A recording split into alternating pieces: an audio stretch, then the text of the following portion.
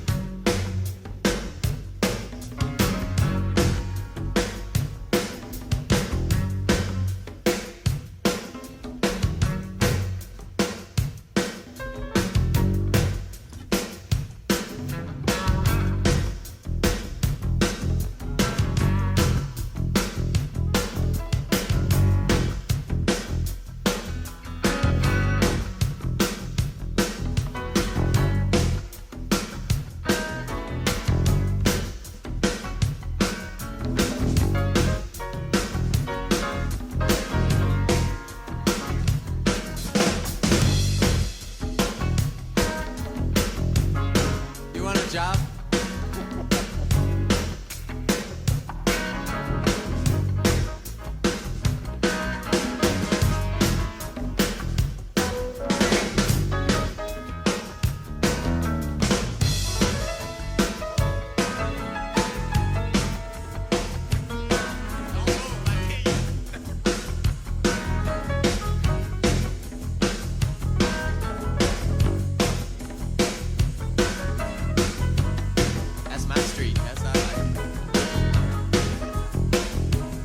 No stopping you now, is there?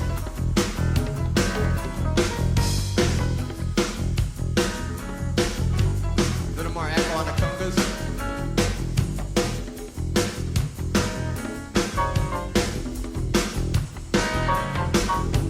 Oh, baby. Oh, the congas.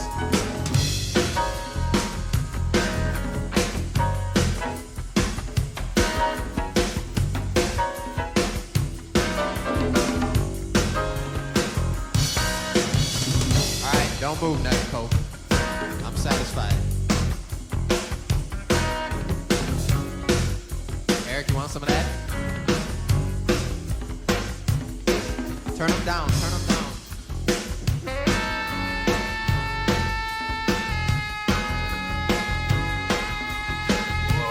Pick them low.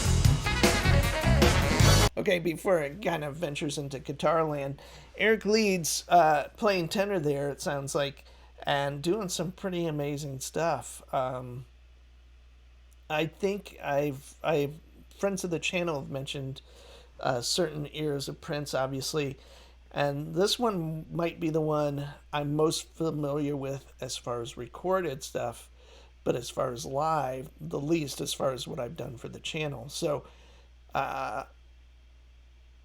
kind of cool. This record was called The Flesh Sessions, and I'm just reading this now. So, and it says something material featuring Miles Davis. And I know there's something I have on the docket to do that has Miles in it. I'm hoping to get to that soon. But it was just kind of great to hear Eric really kind of going for it. And the keyboard player, Lisa Coleman, I don't know anything about, I guess. So this era of the band, I probably watched the most of as a MTV, and knew of them, how they looked and the material. But as far as like listening to these live things and doing reactions to them, it might be the era I've done the least of. So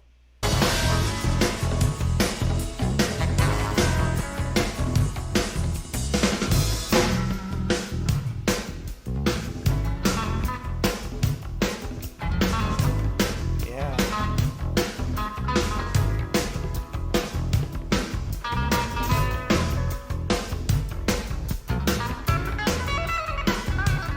nice.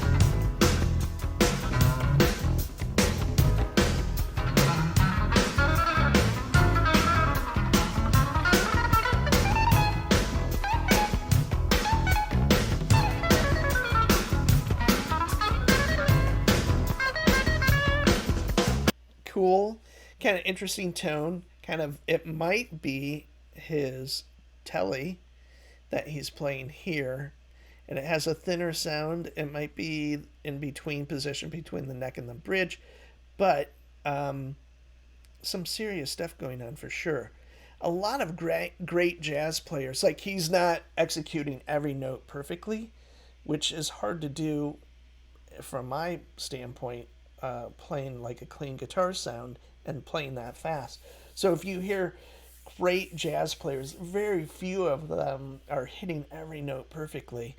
It's more of like you're kind of approaching that saxophone sound with a clean sound. Now, people do it distortion way easier because you can sustain a note, you can do a huge flurry of notes, and they kind of cascade and kind of create like a body of notes almost.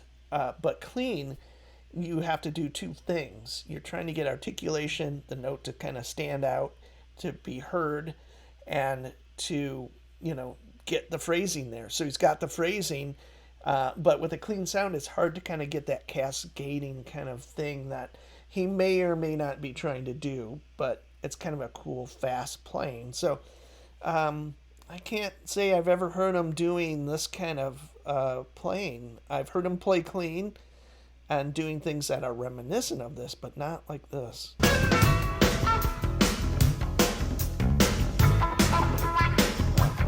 Yeah.